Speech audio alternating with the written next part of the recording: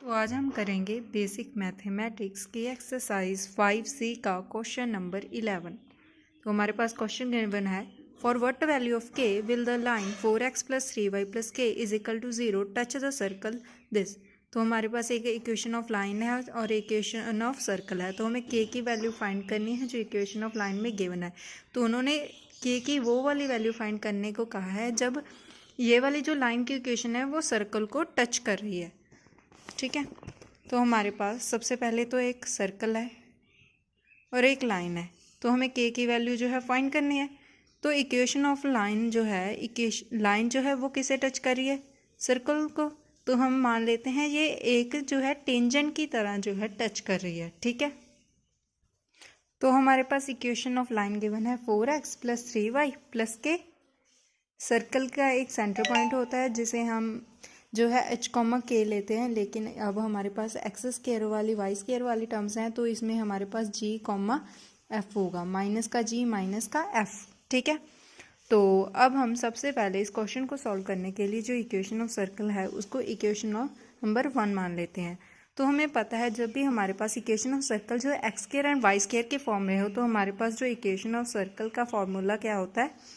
x² + y² + 2gx + 2fy + c is equal to 0।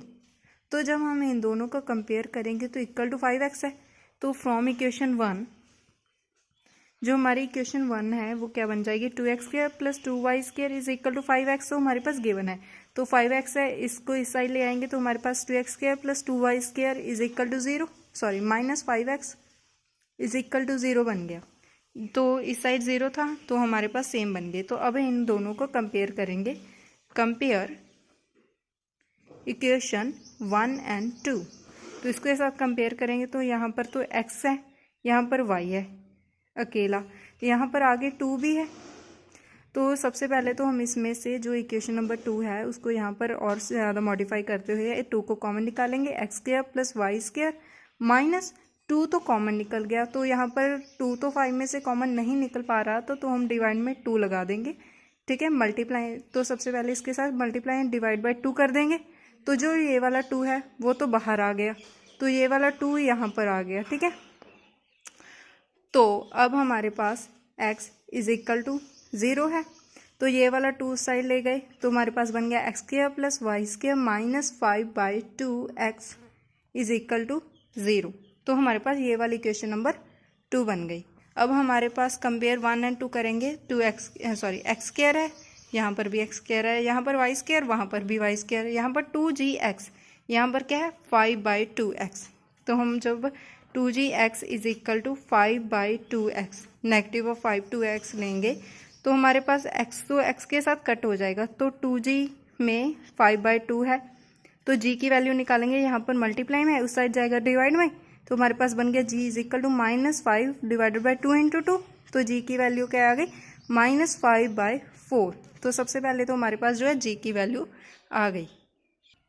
Sorry, तो हमने इस इक्वेशन को तो कोई वैल्यू दी ही नहीं, तो हम इसे मानेंगे इक्वेशन नंबर 2 और इसे मानेंगे इक्वेशन नंबर 3 और यहाँ पर लिखेंगे कंपेयर 2 एंड 3। इन दोनों का कंपेयर करेंगे तो हमारे पास जी की वैल्यू जो है निकल आएगी। अब हम इसे फर्दर कंपेयर करेंगे तो हमारे पास एफ़ की वैल्यू आ जाएगी। तो यहाँ पर मैंने फिर से equation number 2 and equation number 3 जो है वो लिख दिए हैं। तो हमने जी की वैल्यू तक तो कंपेयर कर लिया था, जी की वैल्यू हमने फाइंड कर ली। अब हम 2f(y) को, अगर यहाँ पर तो कुछ है नहीं तो हम क्या लेंगे +0। तो f की वैल्यू क्या आ गई? 0, क्योंकि 2f(y) किसके इक्वल है? 0 के। तो ये 2 भी उस साइड गया, y भी उस साइड गया, 0 के साथ मल्टीप्लाई हो गया तो 0 बन गया। तो f की वैल्यू क्या आ गई? 0, f की वैल्यू भी गई। तो अब c की वैल्यू भी नहीं है तो +0 और कर देंगे, तो हमारे पास c की वैल्यू भी क्या आ गई? 0। तो हमारे पास तीनों वैल्यूज़ जो हैं वो आ गई। तो जब भी हमारा सर्कल की इक्वेशन जो है x² y² के फॉर्म में होती है तो हमारे पास जो सेंटर का फॉर्मूला होता है वो होता है -g, -f। तो हमारे पास जो g की वैल्यू पुट करेंगे तो माइनस का 5/4 g की वैल्यू, -0।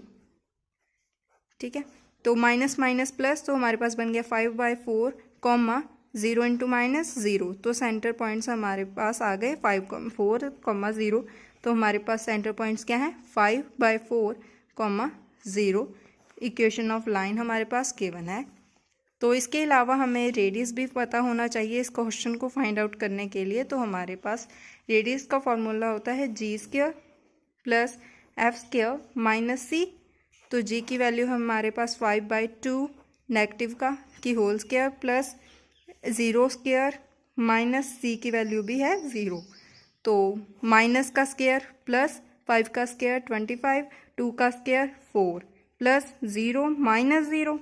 तो हमारे पास आ गया 25 डिवाइडेड बाय 4। 25 का स्क्वायर रूट 5 होता है और 4 का होता है 2। तो हमारे पास जो रेडियस की वैल्यू है वो 5/2 निकल के आ गई। तो हमारे पास सेंटर का जो रेडियस भी आ गया, ठीक है, रेडियस की वैल्यू आ गई 5/2। तो हम लिखेंगे इक्वेशन ऑफ लाइन, ये हमारी गिवन लाइन है, वो हमारे पास क्या है 4x plus 3y plus k is equal to 0। तो लिखेंगे कि इक्वेशन ऑफ लाइन जो हमारे पास गिवन है वो टच करेगी सर्कल पर, will touch the circle, first equation जो हमने मानी थी उसको तब टच करेगा जब if perpendicular distance from centre, centre क्या है हमारे पास 5/4, 0 on second equation is equal to radius. तो सेकेंड इक्वेशन हमारे पास x² प्लस y² वाली है। तो अब हम इस पर लगाएंगे, जब हमने क्या लिखा कि हमारे पास एक सर्कल है, हमारा एक सेंटर पॉइंट्स है और ये वाला जो परपेंडिकुलर डिस्टेंस है वो इसे हम क्या लेते हैं, रेडियस लेते हैं नॉर्मली। तो ये वाला रेडियस किसके इक्वल है, लेंथ ऑफ परपेंडिकुलर के, जब जो लाइन है ये वाली टेंजेंट लाइन जिसे हम कह सकते हैं वो सर्कल को टच कर रही है। तो रेडियस किसके इक्वल है, लेंथ ऑफ परपेंडिकुलर के। तो जब भी हमारा लेंथ ऑफ परपेंडिकुलर यानी कि ये हमारा एक टेंजेंट की तरह काम करेगा, तो जब भी हमारा परपेंडिकुलर डिस्टेंस का फॉर्मूला क्या होता है, mod ax plus by plus k divided by square root a² plus b² is equal to radius. यहाँ पर जो x एंड y है, यहाँ पर जो x एंड y हैं तो वो तो हमारे सेंटर के पॉइंट्स हैं। जब भी हम ये वाला फॉर्मूला लगाएंगे, सेंटर जो है हमारा xy लेंगे, तो हमारे पास 5/4, 0 आ गया। तो a एंड b जो हैं वो हमारे लाइन के पॉइंट्स होते हैं, लाइन के वैल्यू a, ये वाली वैल्यू b। तो वैल्यूज पुट करेंगे, a की वैल्यू हो गई 4 इंटू x की वैल्यू हो गई 5/4 प्लस b की वैल्यू है हमारे पास 3 इंटू वाई की वैल्यू हमारे पास 0 है, प्लस k को एज इट इज़ लेंगे स्क्वायर रूट a की स्क्वायर यानी 4 की स्क्वायर प्लस b की स्क्वायर यानी 3 की स्क्वायर। जो मॉड्यूलस है वो सिर्फ ऊपर ही रहेगा, तो 4 के साथ 4 कट हो गया, तो हमारे पास बन गया 5 plus 0 plus k mod close over square root 4 का स्क्वायर 16 प्लस 3 का स्क्वायर 9। तो हमारे पास क्या बन गया 5 plus k mode divided by 25। तो अब हमें यहाँ पर जो है रेडियस की वैल्यू भी पुट करनी है। हमने रेडियस जो है गलत निकाल लिया था, g की वैल्यू हमारे पास 5/4 थी, तो हमने यहाँ पर सिर्फ 2 ही लिख दिया था। 4 की स्क्वायर हो गई 16, 16 को जब बाहर निकालेंगे तो हमारे पास आएगा 5/4। रेडियस की वैल्यू हमने यहाँ पर पुट नहीं की थी, तो पुट कर देंगे इज इक्वल टू क्या है हमारे पास 5/4 इज इक्वल टू 5/4। तो अब स्क्वायर रूट में 25 जो है उसे निकालेंगे बाहर, तो हमारे पास बन गया 5 plus k divided by 5 is equal to 5/4। तो अब इस साइड जो डिवाइड में 5 है उसे उस साइड ले जाएंगे, तो हमारे पास बन गया 5 plus k is equal to 5/4। Divide में था उस साइड जाएगा तो मल्टीप्लाई में आ जाएगा, तो 5 इंटू 5 हमारे पास 25 divided by 4, 5 plus k modulus में ही है, और जब मॉड्यूलस हटेगा तो अपोजिट साइड में जो भी टर्म्स हो गए उसे हम प्लस माइनस में लेंगे, तो हमारे पास बन गया 5 plus k is equal two plus minus 25/4।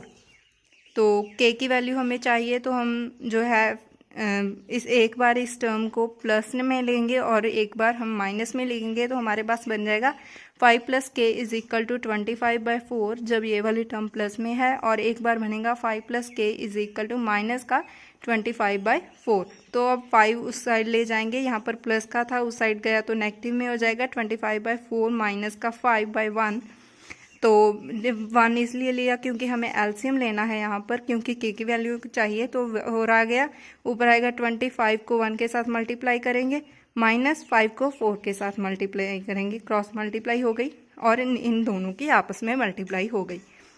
तो के की वैल्यू निकाल रहे हैं, तो के की वैल्यू होगी 25 - 4 × 5 20 डिवाइडेड बाय 4। के की वैल्यू आ गई 5/4 और एक वैल्यू हमारी के की आ गई। जब हम नेगेटिव वाली टर्म को सॉल्व करेंगे तो हमारे पास जो है ये वाला 5 उस साइड जाएगा, के इज इक्वल टू -25/4 माइनस का 5/1।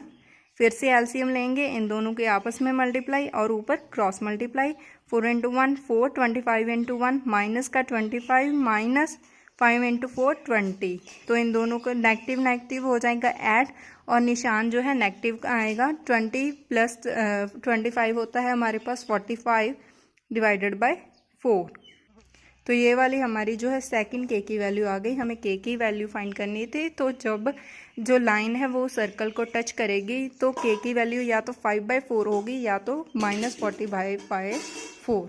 ठीक है, तो हम लिखेंगे व्हेन के इज इक्वल टू 5/4 और के is equal to -45/4, the given line will touch the given circle। तो हमारा आज का क्वेश्चन समाप्त हो गया।